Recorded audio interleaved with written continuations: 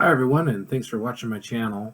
For those of you who have been coming here and listening for a little while, I'm going to start just reacting to the news, taking a look at different articles from different news sources and just talking about them and my reactions to them. Please make a comment down below so that I can know what you're thinking. And if you like what you're seeing here, please hit that thumbs up button and subscribe.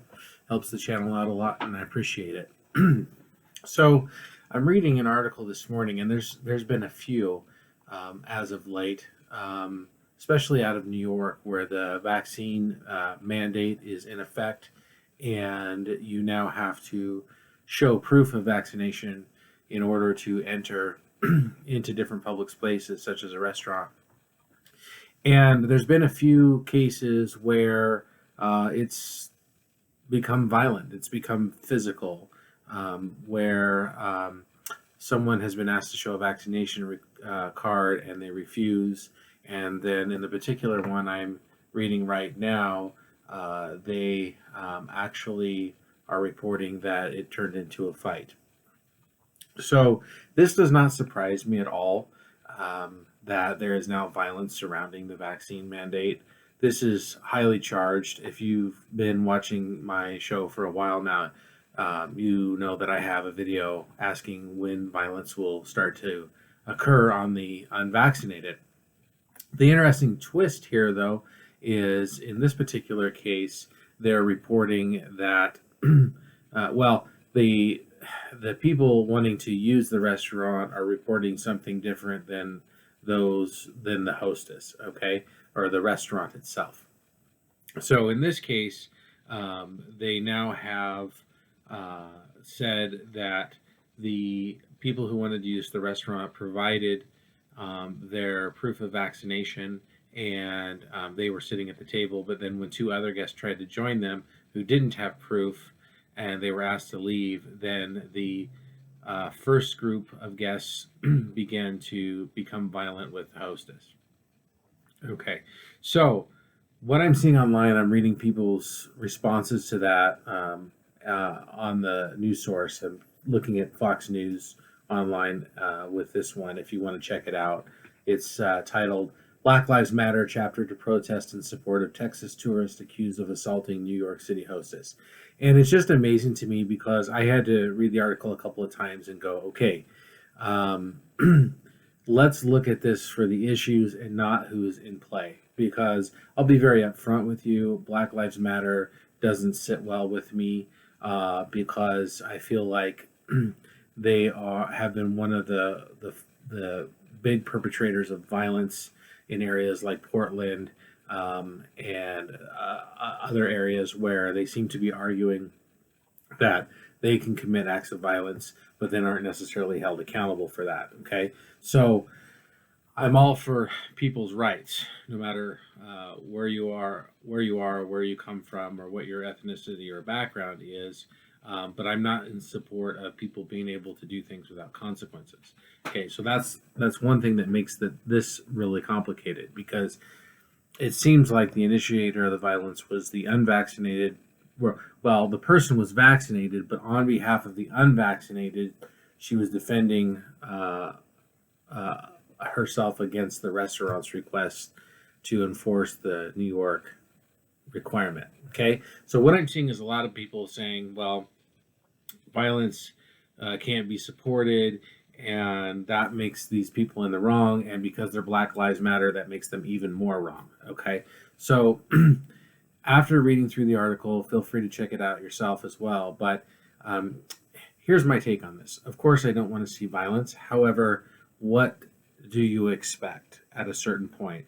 If you start to look at the unvaccinated versus the vaccinated, and I hate the fact that we're even categorizing people that way, but the president himself categorized people that way, which sets up an adversarial relationship. But if you look at the unvaccinated now, they largely cannot they can't travel on an airplane. In many places, they're not allowed inside restaurants. They have to show proof of vaccination in New York City. They're going to have trouble holding a job as soon as the vaccination mandate, unconstitutional vaccine mandate, goes into effect. Many of these people will lose their employment. So, though I'm saddened that there is violence around this, I'm not shocked, because those people are becoming desperate, because many of the people I think that are not vaccinated at this point, it's hitting their core belief systems, and they're doing it because they don't believe that it's the right thing to do, either for their own personal medical reasons or for religious reasons. Okay, and if we are students of history, which we all should be, we understand that many of the wars have been fought over differences of religious practices, which is why our Constitution and our founding fathers were geniuses, because the First Amendment is freedom of religion, and all of the individual rights enshrined in the Constitution, because they understood that that was a big part of the human experience. Okay, so I'm not shocked by the violence. How, however, the way that it occurred surprises me, because I did not expect the violence to occur on behalf of someone who is unvaccinated, who is vaccinated, inside of a restaurant. I figured that the violence would occur when people started losing their jobs, because we don't have to go to restaurants, right? I mean, we can make food in our own homes, and a restaurant is kind of a luxury of the way that I see it.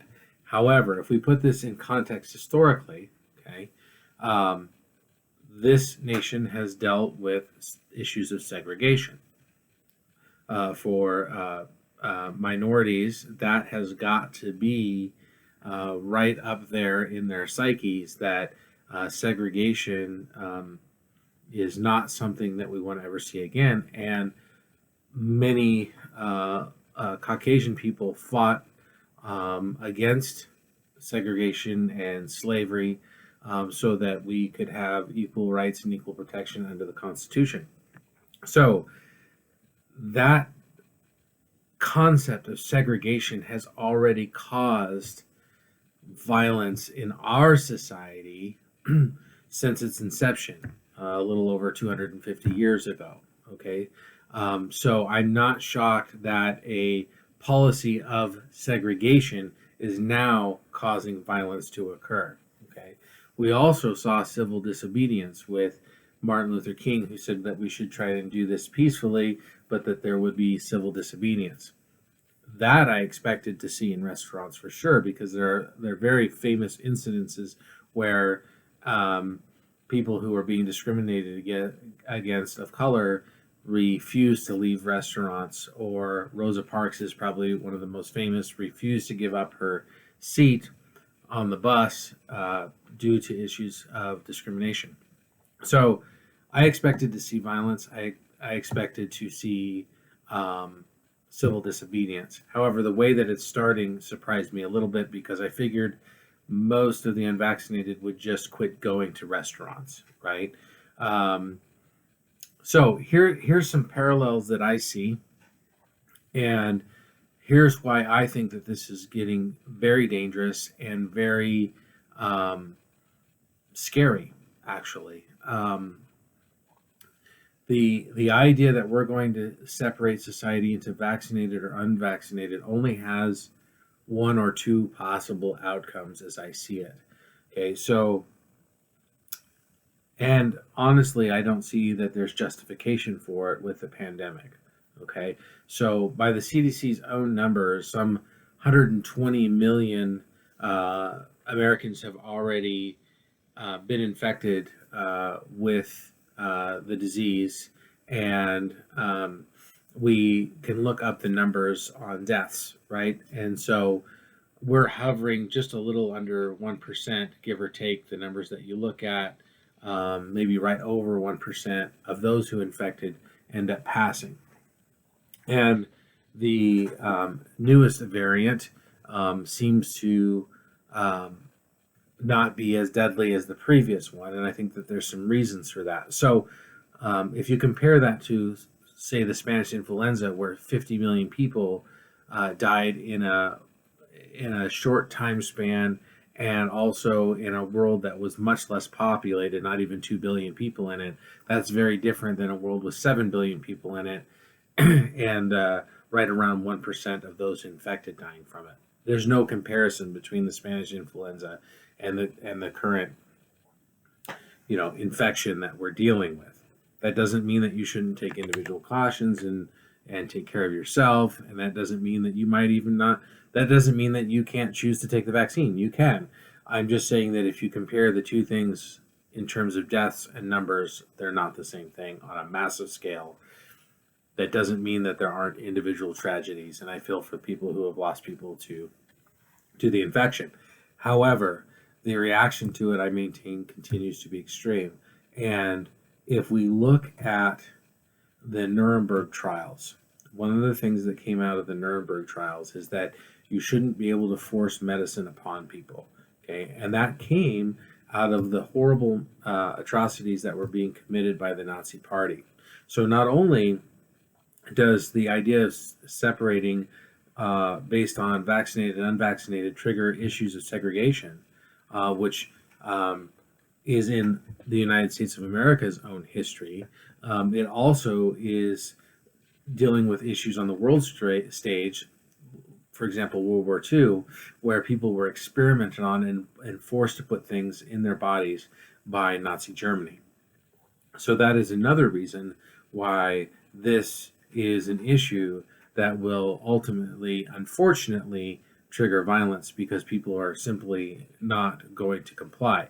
Now, in terms of the outcome, like I was saying, so you have 350 million, give or take, Americans. 120 million have already been infected, and those that have passed, sadly, have passed, which are right around 1% overall, and then the rest have recovered and have natural immunity. And the study out of Israel is saying that the natural immunity is 27 times higher than the vaccine itself. So, unfortunately, the policies being put out by the current administration are not taking into account natural immunity. So, when they say, okay, we have 70% of those Americans who need to be vaccinated, it's not counting the millions of Americans potentially who have already have it and have natural immunity, meaning that remaining 30%, how many of the 30% were people who have not received a vaccine but have survived infection and are now immune? And we don't have those numbers, right?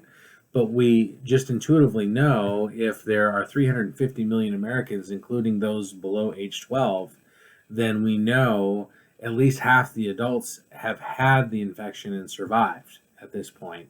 So it would stand to reason if 70% of those who need to be or who are being asked to be vaccinated already have it, that at least most of the 30% that remain that are unvaccinated have probably had this and survived as well. So when we look at the need to have such a heavy-handed response by the government and say you must do these things, is it really justified for something that is not as deadly as was first suggested? Not even close. It's not nearly as deadly as the Spanish influenza. It's hovering around a 1% of those infected death rate and going down, right? Because people are either becoming naturally immune or they've had a vaccination. Why are we then forcing people who have chosen to be unvaccinated to get it? Because it would look like, even based off their own definitions, the government's own definitions, that we've probably reached herd immunity, right? So it's just not making sense to me. And so I think the more that they continue to put the unvaccinated on an island and apply pressure, the more violence you're going to see. And ultimately, though I wouldn't take all the responsibility off of individuals, it is the policies that are creating the environment in which the violence is being created in. Okay? So now, I don't condone violence, but if I'm in an environment in which I'm becoming desperate. So I can't get on an airplane, so I can't use that for leisure or work. I can't go out to places like restaurants or movie theaters. I can't hold a job with a company larger than 100 people. Um, how am I going? And so I can't even retreat into my own home at this point, right? Unless I'm independently wealthy, and we know that most of us are not. So people are now being backed in a corner, and one or two things can happen here. Either the 80 million capitulate and just all take the vaccine, which I don't think is very likely, because the ones that have not taken the vaccine have strong convictions on that. Okay. Some of them will. Some of them will capitulate, and I have no judgment on that. If your children are starving, right? I understand why you might make that decision. However, there's going to be a significant number left. And what's going to happen is they're going to lose their homes. They're going to be out on the street, and they're going to be hungry, and they're going to be desperate unless they find some other way to generate income or some other way to house themselves. And you cannot have a third of the population in that state and expect things to continue as normal. That is a bad situation. Okay. So I expect, my prediction is that there will be increased violence. And now, unfortunately, that this incidents like this are happening in New York, there's going to be violence on both sides, okay? Because this issue is hitting issues of medical privacy, medical control over your own self. It's whether, and it also could set a precedent that the government can then tell you to put in your body anything it wants ever. Because right now it's a vaccine, right? But we've already seen it's gone from lockdown to mask mandates to vaccine, and now it's going to vaccine passport. Usually New York and California kind of show the trends. So if New York is doing vaccine passports, California probably will if they aren't already. And then it tends to work its way into the nation. So increasingly people are being backed into a corner. So what I'm trying to say is we need to stop these mandates because it is getting dangerous and you're going to see bad things happen. And I hope not, I pray not, but you're putting people into a position where they either have to comply with the mandate or they have to fight against the mandate. And if they can't even go to work and get food, that puts them in a terrible, terrible position.